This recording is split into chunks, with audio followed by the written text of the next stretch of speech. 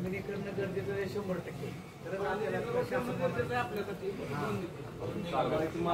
मालकी एक्सचे पाणी आहे ते जेऊर टनल इथं काम चालू आहे, ते 50% काम झालेलं आहे आणि ते पाणी सिना नदीतनं पुढं जाणार मराठवाड्याला. ते 3.8 TMC पाणी जाणार मराठवाड्याला. आता काय आहे, जनरल मध्ये सांगतो मी, जनरल मध्ये एखादा अपवाद असेल किंवा परिस्थिती वेगळी असेल, पण शासनानं मला वाटते या वर्षी का मागच्या वर्षीपासून दुरुस्ती अशी केली की आता ओपन कॅनलनं पाणी न्यायचं नाही, आता पाईपलाईननेच पाणी न्यायचं. कुठेही बंदिस्त पाईपलाईन, म्हणजे किती असेल, काही किती लहान योजना असून किती मोठी योजना असो, ते आता बंदिस्त पाईपलाईननं पाणी जाणार आहे. हा नवीन कायदा कधी मागच्या वर्षी केला का? बीडीएन करायचं ते 2 वर्ष झाले.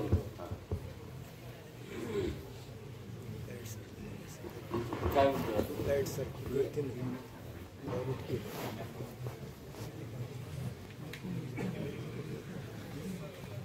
प्रकल्प आराखड्यामध्ये 10.60 TMC अशी उजनी जलाशय काठावरील सिंचनासाठी तरतूद होती, मान्य आहे. मग आज ती तुमच्या दप्तरी 7.50 TMC दिसते. ते पाणी कुठल्या अधिकारामध्ये जलाशय काठावरील शेतकऱ्यांचं काढून घेण्यात आलं?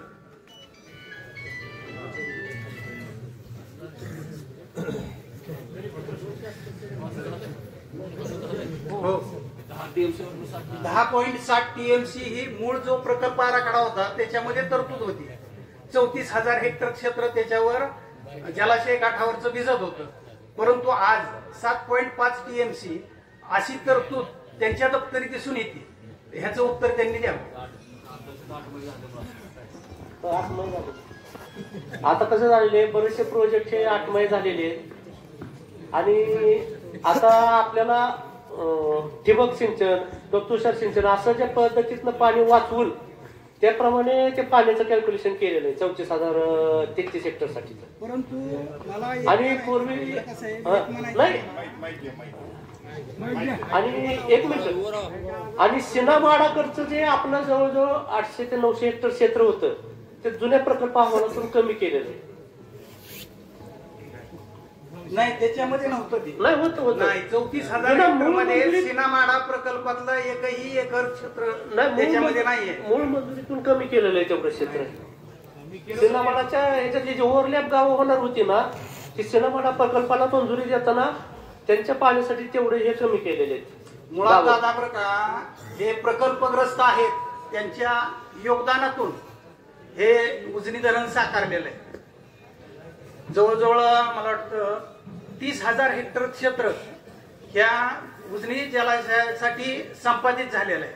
त्या ठिकाणी बेघर आणि भूमिहीन बरेचसे शेतकरी झाले. परंतु याचा फायदा म्हणजे त्या प्रकल्पग्रस्तांना न होता इतरांना जास्त होतोय. ही उणीव कुठंतरी ही झाली पाहिजे आणि 10.60 TMC पाण्याची तरतूद आहे ती कायम राखली गेली पाहिजे.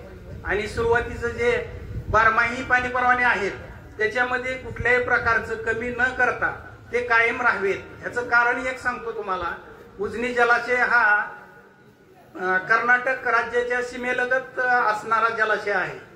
त्यामुळं जे विमोचक आहे, कालव्याचं विमोचक, हे फक्त उंचीवरून 9 मीटर उंचीवर आहे. उर्वरित 29 मीटर उंची ही जलाशयामध्ये पाणी थांबलं जातं. ते पाणी जलाशय काठावरील सिंचनासाठीच वापरात यावं हा प्रांजळ हेतू त्या काळातील त्या निर्मात्यांचा होता. परंतु त्याला आता पूर्णपणे निग्लिजिबल केलं जातं आणि जलाशय काठावरील जो धरणग्रस्त शेतकरी आहे त्यांना पाण्यापासून वंचित ठेवण्याचं काम आज चालू आहे. आता हा शासन स्तरावरून निर्णय झालेला आहे. तुमची मागणी असेल तर आम्ही नाही प्रकल्प फक्त नाही बोगद्यात पाणी हे फक्त पावसाळा कालावधीत सोडायचं नियोजन आहे. एक्सेस झाल्यावर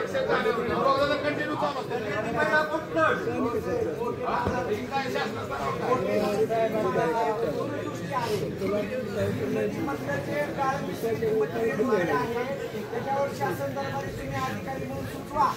दादांनी सुचवलं म्हणून महाराष्ट्रातल्या अनेक जणांच्या पोटात दुखत आहे, पोटसूळ होती. हे दादांचं वैयक्तिक हित नाही याच्यात. दादा या वयामध्ये सुद्धा दादांची भूमिका अजून वेगळी. ती उजनी सगळी घाण काढा, त्यातली आतली माती, काळमिस्त्री, वाळू हे सगळं काढा. या कार्यक्रमाच्या निमित्तानं लोकसभा मतदारसंघ माढा लोकसभा मतदारसंघाचे लोकप्रिय खासदार आदरणीय धैर्यशील भैया मोहिते पाटील या ठिकाणी उपस्थित होत आहेत. दादांचं भैया साहेबांचं आम्ही जोरदार टाळ्यांच्या गजरामध्ये आपण या ठिकाणी स्वागत करूया.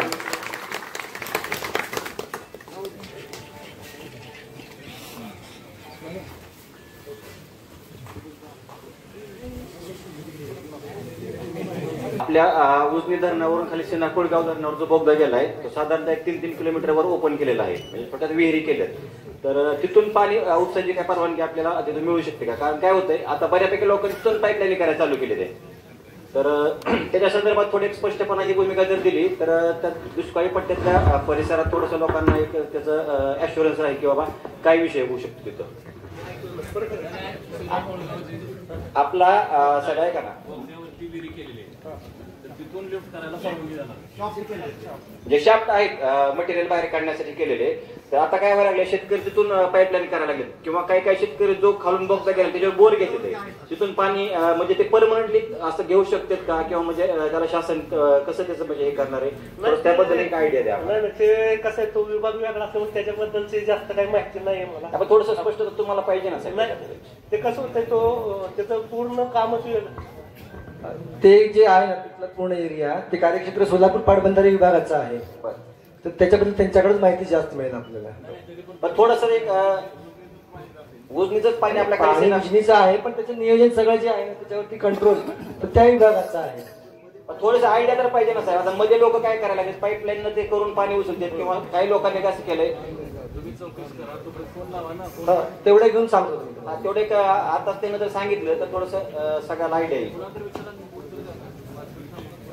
ठीक आहे. अजून कुणाला काही प्रश्न उजनी संदर्भात, जलाशयाच्या संदर्भात आता ह्यांनी जो विचारला कोळगावकडचा बोगद्याकडचा, तर ते फोन लावून विचारायला लागलेत.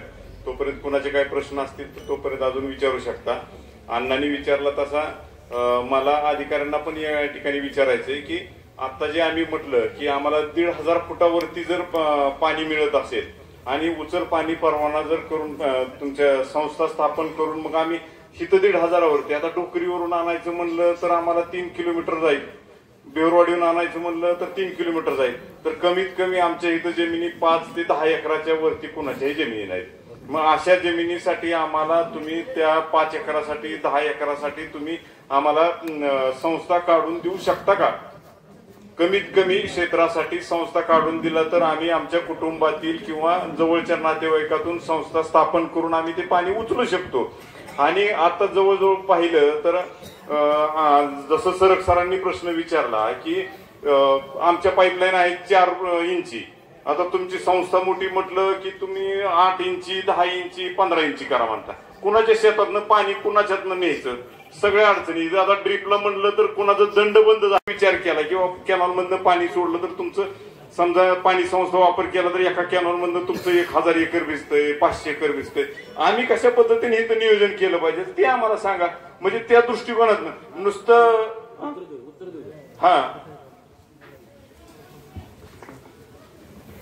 नाही, आपल्या आता जे पद्धतीनं आपण पाणी वापर करता, तर पाणी वापर संस्था झाल्यावर सुद्धा पाणी वापर संस्था ही एकत्रित उचलून आपल्या त्या पद्धतीनं आपल्या विहिरीत किंवा आपण त्याप्रमाणे घेऊन नंतर सुद्धा वापर करू शकता.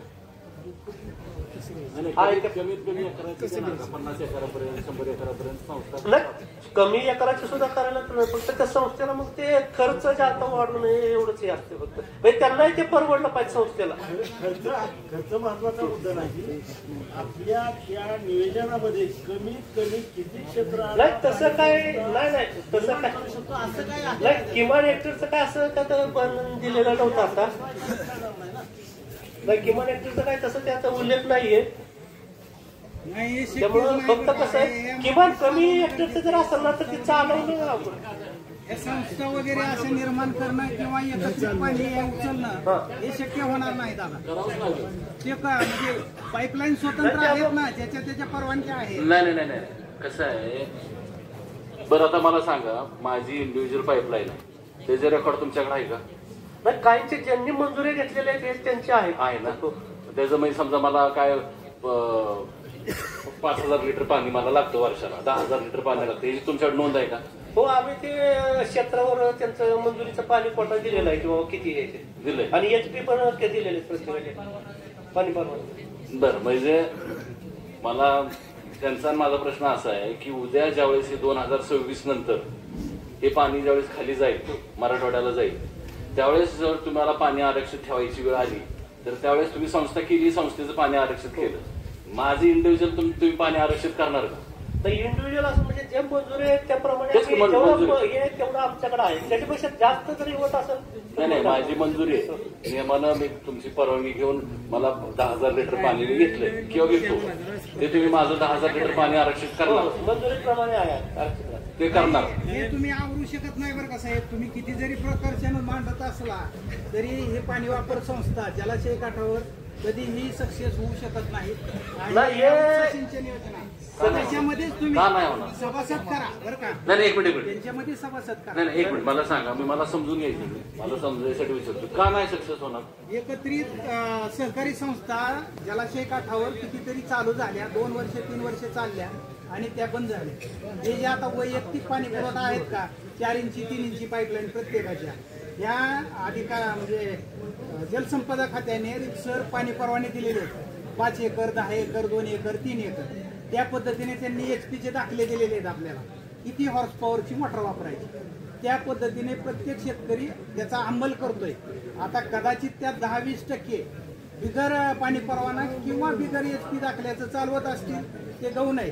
परंतु जे चालू आहे ते योग्य आहे आणि त्या पद्धतीने चाललं पाहिजे. त्याच्यामध्ये संस्था आपण तयार करू शकतो, सगळ्यांना सभासद करू शकतो, सचिव, अध्यक्ष, उपाध्यक्ष सगळं करू शकतो. परंतु त्या नलिकेतूनच पाणी जाणार प्रत्येकाचं. हे तुम्ही जी मांडणी मांडताय ती कदापि शक्य होणार नाही. हे सर्व विषय असा आहे दादा, तुम्ही मांडलेला जो प्रश्न आहे की तुमच्या पाईपलाईनची नोंद, 5 HP पाईपलाईनची नोंद शासन दरबारी आहे, त्याचं पाणी आरक्षित ठेवणार आहे 100% आहे.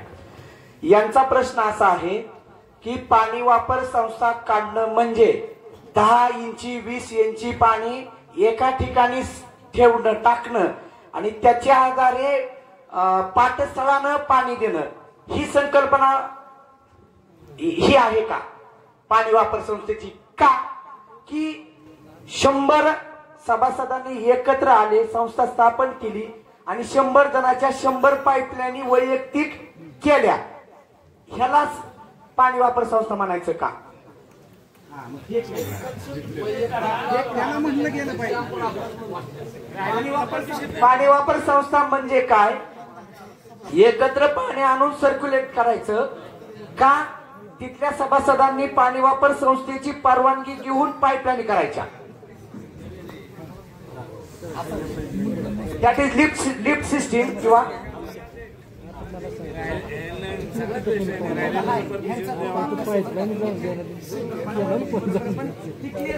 क्लिअर करावं आणि हे शक्य नाही, कदापि शक्य नाही.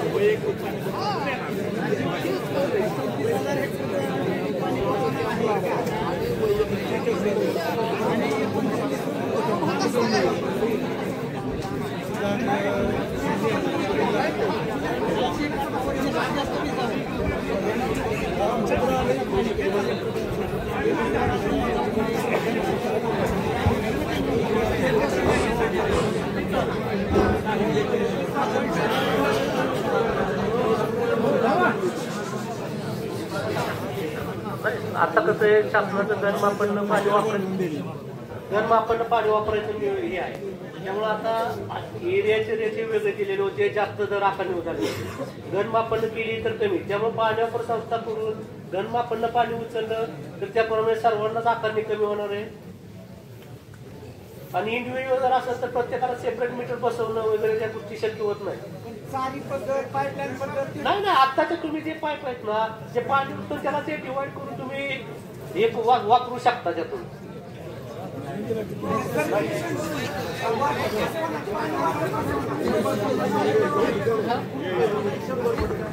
त्यांचं सगळ्यांचं म्हणणं असं आहे की 1 मिनिट 10 शेतकऱ्यांनी पाईपलाईन केली, पाणी ऐकून घ्या, मेन लाईन केली, त्यानंतर पाठ पद्धतीने देणार का त्या प्रत्येक शेतकऱ्याला पाईपलाईन नाही देणार, हा प्रश्न आहे.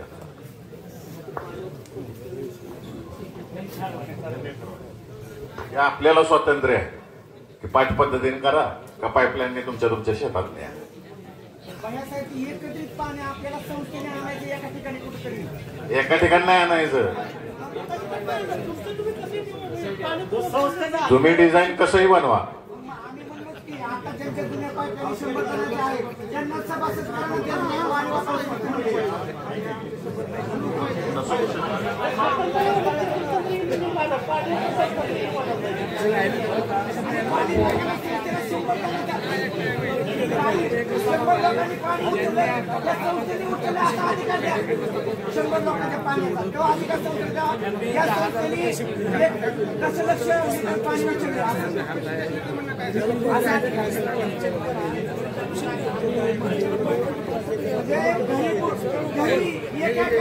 जेवण्यापेक्षा मंडपामध्ये जेव घाला सगळे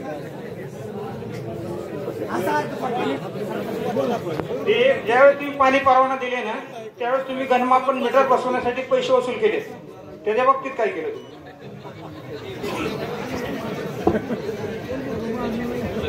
प्रश्न आता ह्याचं उत्तर देतो मी. प्रश्न नाही, आता काय झालेलं आहे ते अनामत रक्कम म्हणून घेतलेले, तर आमच्या आता ज्यांचे अर्ज आहेत त्यांना आम्ही ते परत देतोय. ते FDR पाणीपट्टीचे जे नाही मीटर बसवायला अनामत बसवण्याची जबाबदारी हे परवाना धारकाचीच आहे. फक्त ते बसवून तिकडे मला अनामत रक्कम म्हणून घेतले होते. ते अनामत रक्कमच्या आम्ही आता FDR परत देतो प्रत्येकाला. बऱ्याच म्हणजे गावोगावी सांगितले बीड धारकांमार्फत.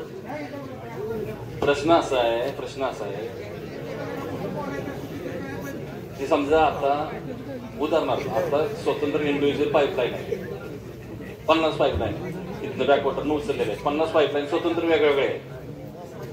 त्यांचा प्रश्न असा आहे की आम्ही 50 जण एकत्र येतो, त्या गावातले समजा 10 जण, एका गावातली 10 जण असतात, तर त्या 10 जणांनी एकत्र यायचं, त्या पाईपलाईन आहे असंच ठेवायच्या, त्याच्या त्या 10 जणांची एक संस्था करायची, त्याला तुम्ही मान्यता देणार का, असा त्यांचा प्रश्न आहे. आम्ही मीटर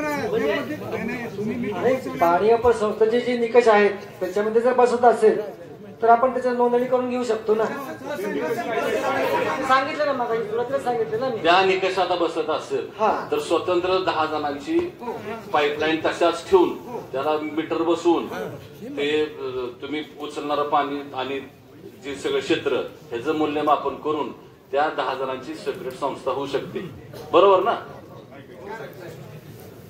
की आम्ही एका आता इथं वांगी नंबर 1चे 10 शेतकरी आहेत, अशा 100 पाईपलाईन आहेत, पण त्या वांगी नंबर 1चे 10 शेतकरी असतील पाईपलाईन वाले बॅकवॉटरनं पाणी उचलल्यानं, ह्या 10 जणांनी एकत्र येऊन संस्था स्थापन करू शकतात का एक, आणि त्या ह्या पाईपलाईन ठेवणार त्याला फक्त मीटर लावायचं, मीटर बसवायचं बस, आणि त्याची त्या 10 जणांची संस्था होऊ शकते.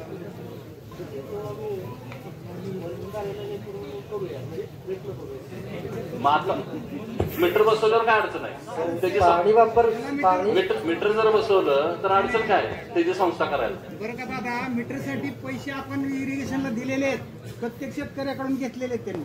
सेकंड मीटर बसवायचं काम जलसंपदा खात्याचं. मीटर बसवायचं काम जलसंपदा खात्याचं नाहीये, तुम्हाला अनामत म्हणून दिलेलं आहे.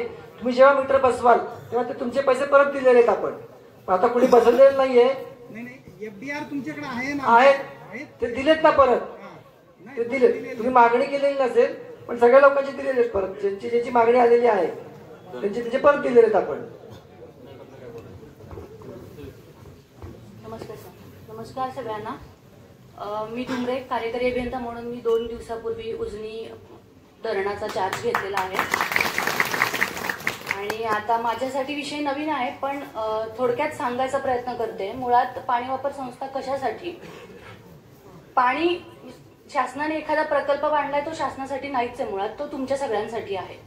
सो मला जोपर्यंत वाटणार नाही की माझा मालकी हक्क त्या प्रकल्पावर आहे, माझं पाणी आहे, माझ्या हक्काचं पाणी आहे, तोपर्यंत मी त्याच्याबद्दल जागरूक होणार नाही. मला माझ्या अधिकारी जेवढे अधिकार मला आहेत तेवढ्याच माझ्या जबाबदारी आहेत, हे मला तोपर्यंत कळणार नाही जोपर्यंत मला कोणीतरी माझा हक्क सांगणार नाही. हे तुमच्या हक्काचं पाणी आहे, तुम्हाला हवं आहे आणि प्रकल्पही आपल्यासाठीच आहे, शासनाचं म्हणून असं नाही. हे सगळं आपल्या सगळ्यांना फायदा व्हावा म्हणून आहे. हा पाणी वापर संस्थांचा मुळात घाटच त्याच्यासाठी आहे की आपल्याला आपल्या हक्कांची जाणीव व्हावी, आपल्याला आपल्या कर्तव्यांची जबाबदारीचीही जाणीव व्हावी आणि समन्यायी पद्धतीने प्रत्येकाला पाणी मिळावं.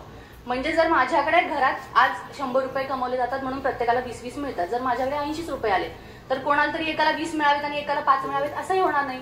जेव्हा आपण समन्यायी म्हणतो तेव्हा आपण प्रत्येकाला त्याच्या समान न्यायाने पाणी देतो आणि ही सगळ्यात चांगली गोष्ट असणार आहे. याच्यात फक्त बदल एवढाच होणार आहे. आता तुम्ही ज्या पद्धतीने चालला त्याच्यामध्ये आपण फार कोणीतरी उचलून वगैरे, मी त्याची माहिती अजून घेते, तुम्हाला सांगते, कारण जोपर्यंत आपल्याला पूर्ण ज्ञान मिळणार नाही तोपर्यंत आपल्याकडे शंका येत राहणार. तर आपण तुमच्या सगळ्या शंकांचं निरसन होईल या पद्धतीने मी आता तुम्हाला थोड्या दिवसात पुन्हा एकदा स्वतः अभ्यास करेन, तुमच्या सगळ्या शंकांचं निरसन करेन आणि त्यानंतर आपण या विषयावर सविस्तर पुन्हा बोलू शकू. पण आज रोजी मी इतकंच सांगते तुम्हाला की त्याच्यामध्ये असं होणार आहे की मी आज प्रत्येकाकडे जाऊन पोहोचू शकणार नाही. मला प्रत्येक एका इंडिव्हिज्युअल शेतकऱ्याकडे पोहोचण्यापेक्षा मला एका पाणी वापर संस्थेकडे पोहोचणं जास्त सोयीस्कर असेल. ती पाणी वापर संस्था तुमची असेल, स्वतःची असेल, त्यातले अध्यक्ष, उपाध्यक्ष, सचिव हे तुमच्यातलेच असणार आहेत. सो जेव्हा तुम्ही त्यांच्याकडून पाणी घेणार आहात त्यांना माहिती आहे की आपण कोणाला पाणी देतोय. फक्त घनमापन पद्धतीने जेव्हा पाणी मोजलं जाईल, क्षेत्र आधारित मोजण्यापेक्षा घनमापन पद्धतीने मोजलं जाईल, आकारणी घनमापन पद्धतीने होईल आणि त्याच्यानंतर तुम्हाला त्याच्यातून परतावा मिळणार आहे.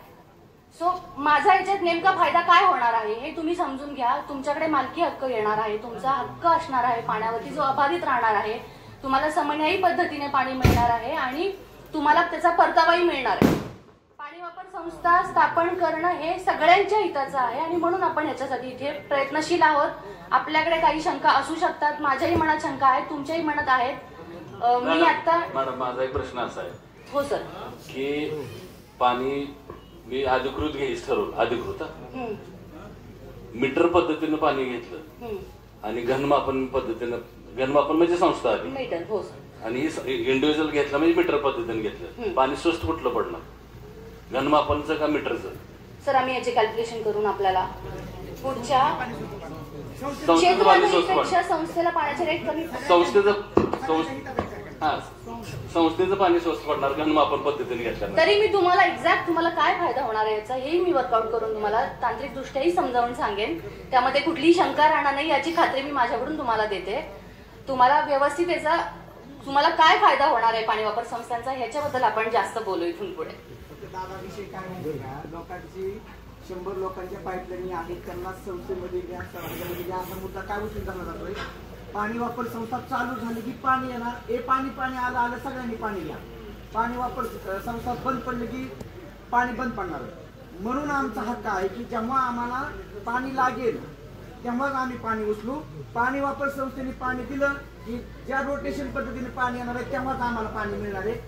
हाच विषय आम्ही हक्काने काय म्हणतोय की आमचे 100 पाणी वापर संस्थेमध्ये घ्या. तो 8 दिवस वापरेल, 4 दिवस बंद ठेवेल, 10 दिवस वापरेल, म्हणून आमच्या पाईपलाईन त्याच्यामध्ये इन्क्लूड करा. पाणी वापर संस्था एकत्रितपणे आम्ही चालू. पाणी वापर संस्था ह्या आपण प्रयत्न करू की शक्यतो एका गावापुरते असतील आणि त्या गावातले जेवढे शेतकरी त्यातून ते घेणार असतील ते सगळे सभासद असणार आहेत पाणी वापर संस्थाचे. पाणी चालू करताना आम्हाला आमच्या गरजेनुसार चालू करण्याची ही असेल. ते तर असणार, तुमच्या गरजेनुसारच तुम्हाला पाणी देतात, त्या पिकाला फायदा होईल ना. पाणी वापर संस्था आता पाणी वापर संस्था ही मुळात प्रवाही क्षेत्रावर भिजणारं नाहीच, हे उपसाचं क्षेत्र आहे. त्यामुळे हा वेगळा पूर्वी जेव्हा हे कालव्याला पाणी सोडलं आणि तिथे आलं तरच तुम्हाला मिळणार हा प्रकार इथे नाहीच आहे. मुळात तुम्ही उपसावरूनच क्षेत्र आहे तुमचं भिजणारं, त्याच्यामुळे तुम्हाला जेव्हा गरज आहे तेव्हाच घेणार आहात. तुम्ही तुमच्या जेवढा परवाना घेतलाय त्या क्षेत्राला तुम्ही भिजवणार आहात आणि त्याच्यावरतीच तुमची जी काय होईल ती आकारणी होणार आहे. नाही, घनमापन आपल्या वैयक्तिक पाईपलाईनला सुद्धा ती मोजलं जाणारच आहे ना, पाणी एकूण किती पण वापरलं. आज रोजी आपण ते करत नाही होत. आज आपण क्षेत्रावर मोजणी करतो की तुम्ही किती क्षेत्र भिजवलं. क्षेत्र तर तुम्ही ऍक्च्युअली दिलेलं आहे ना, 5 एकरचा आम्हाला पाणी परवाना आहे. शेतकऱ्यांची पाणीपट्टी थकबाकी आहे, तर ते थकबाकी तुम्ही पूर्ण हे करून घेणार, त्यानंतर पाणी परवाने देणार का? कसं पाणी परवाना देताना तर थकबाकी वसुली आधी द्यावीच लागते. आणि पहिली जी थकबाकी आहे त्याच्यावरती दंड, व्याज आणि त्याची जी आकारणी आहे ते व्याज आणि ते दंड जास्त झाले आता. ते थोडस त्याच्यावरती काय शिथिलता आधी तर प्रयत्न करावा अशी विनंती. याबाबत आपण शासनाकडे पत्र केलेला पण आहे. हा, आपण प्रयत्नशील आहोत की आपल्याला काय करता येईल त्याच्यामध्ये. आणि सगळ्यांची भावना आहे ती त्याची जर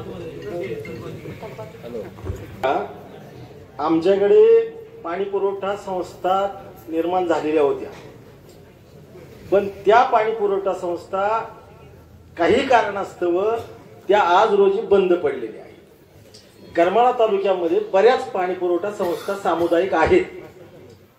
मग त्या पाणी पुरवठा संस्थेच्या बाबतीमध्ये त्या संस्था पुनर्जीवित करण्यासाठी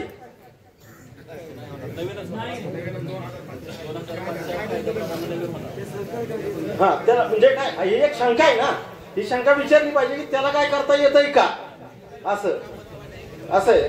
आणि दुसरी गोष्ट अशी आहे की पाणी पुरवठा संस्था निर्माण करताना दादासाहेब तो प्रश्न मागा सुद्धा आपल्या सरांनी विचारला की पहिल्याच पाईपलाईन इथं आहेत भरपूर, आणि पाणी पुरवठा संस्था याच्यासाठी निर्माण करायच्या की उजनी जलाशयातलं पाणी आमच्या तालुक्याला राखीव त्या संस्थेचं राहिलं पाहिजे, हा मूळ उद्देश आहे आपला, येतोय. आणि ते दूरदृष्टी ठेवून आदरणीय दादांनी ही मीटिंग लावलेली आहे की पुढच्या भविष्य काळातली पाण्याची राखीव साठा आपला राहिला पाहिजे, ही त्यांची दूरदृष्टी करेक्ट आहे. पण आज रोजी आमच्या पाईपलाईनी इथं सर्वांच्याच झालेल्या आहेत जवळजवळ, आणि त्या पाणी पुरवठा संस्थेमध्ये ज्यांच्या पाईपलाईन ऑलरेडी आहेतच आणि जे पाणी उचलता येतच, तर ते पाणी संस्थेमध्ये यायला सक्रियता दाखवतील का, हा एक प्रश्न त्याच्यामध्ये येतोय. बरोबर रामरुळ शेठ, म्हणजे उजनीपासून किती किलोमीटर पाईपलाईन तुमची? म्हणजे 5.5, 10, 15 पर्यंत पाईपलाईन आता ऑलरेडी लोकांच्या झालेल्या आहेत. ही एक बाजू आहे. मग उजनीच्या काठाच्या कडेची जी गावं आहेत त्यांची ही परिस्थिती आहे. परंतु ते 10 ते 15 किलोमीटर पासून पुढचा जो भाग आहे तो वंचित आहे, त्यांच्यात संस्था निर्माण होणं ज्यादा आपल्याला गरजेचं पडेल. बरोबर आहे की म्हणजे ज्या भागामध्ये अजून उजनीच्या स्वतंत्र पाईपलाईन गेलेल्या नाहीत, तेव्हा या ठिकाणी ती सुद्धा लोक उपस्थित आहेत. त्या लोकांनी जास्तीत जास्त त्याच्यावरती लक्ष देऊन त्या संस्था निर्माण करण्याचा प्रयत्न करावा. उजनी कडाची लोक जी आहेत ती संस्थेला काय इतकी ऍक्टिव्ह होतील याच्याबद्दल शंका माझ्या स्वतःच्या मनामध्ये वैयक्तिक असं मला वाटतं. काय ज्यांना धरणातून पाणी हवंय त्या प्रत्येकासाठी पाणी वापर संस्था आहे. मग आज नाही तसं म्हणायचं नाही मला. धरणाच्या जवळ लगतच्या शेतकऱ्यासाठी जितकी दूरच्या शेतकऱ्यासाठी गरज आहे तितकीच धरणाच्या लगतच्या शेतकऱ्यासाठी पण पाणी वापर संस्थेची 15 किलोमीटर पर्यंत 10 किलोमीटर पर्यंत आतापर्यंत आपण किती परवाने दिलेले आहेत? आपण 30,000 हेक्टरचे 34,000 पैकी आपण 30,000 हेक्टरचे परवाने. असं आहे ती करमाळ्याचं किती क्षेत्र भिजलं जाणार आहे?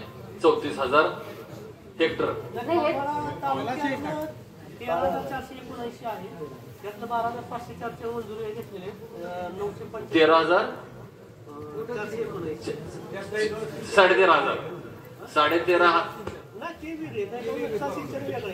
13,500पैकी आता करमाळा तालुक्यातलं 12,500 म्हणजे 1,000 फक्त शिल्लक राहिले. 1,000 हेक्टर बरं का, 1,000 हेक्टर भिजवायचं राहिले.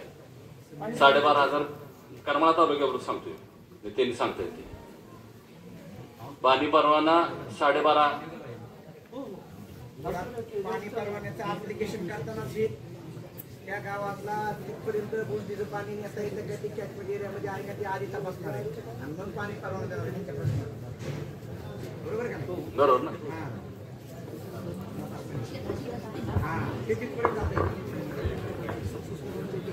आज लोकांकडे पैसा बरोबर. पाणी वापर संस्था स्थापन केल्यानंतर पूर्वीची पाणीपट्टी आणि सुधारित प्रस्ताव शासनाने मंजूर केलेली जादा पाणीपट्टी याच्यामध्ये तफावत किती असणार आहे? पूर्वीच्या पाणीपट्टीच्या दराने वसुली होणार का नवीन दराने वसुली होणार? मला काय म्हणायचंय, पूर्वीची पाणीपट्टी आणि सुधारित पाणीपट्टी अजून तुम्ही ऍक्टिव्ह केलेली नाही. हा, मग ते स्थगिती आली ना, ते थोडं सगळ्याला कळालं पाहिजे. आजपर्यंत लोकांच्या मनामध्ये संभ्रम आहे अजूनही. असं एक सूचना होत्या पूर्वी की जर तुम्ही मीटर बसवलेले नसेल आणि घनमापन पद्धतीने पाणी घेत नसाल तर प्रवाही दराच्या दुप्पट दरांना आकारणी करावी अशी सूचना होती, पण आपण तशी केलेली नाहीये. त्याला स्थगिती आलेली आहे. तर आपण अजूनही उपसा सिंचनचे दर जे आहेत जुने त्याप्रमाणेच आकारणी करतोय सध्या.